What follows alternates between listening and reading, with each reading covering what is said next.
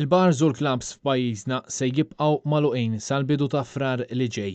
Dan ħabritu Superintendent tas-Saħħa Pubblika il-Professur Charmaine Gawci. Il-bars u l-każini jibqgħu magħluqin, infatti aħna propju llum tiġi ppubblikat ukoll l-avviż legali fejn dan l-avviż legali jiġi mġeddet propju sa l-ewwel ta' frar. U allura kemm il-każini u kifkom il-bars għandhom jibqgħu magħluqin.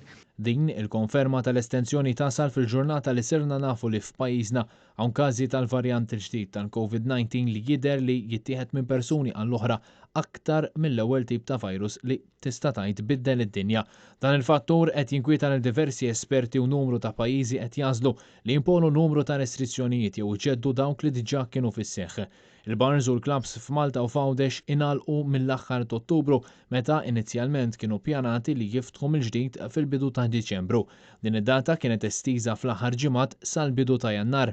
Is-sedien tal-bars u postijiet ta' divertiment kienu diġà jinsabu f'inċertezza minħabba l-estensjoni primarja li kienet saret mingħajr ma kienu infurmati qabel, issa saru jafu li l-bars għalissa ser jibqgħu magħluqin sa frar.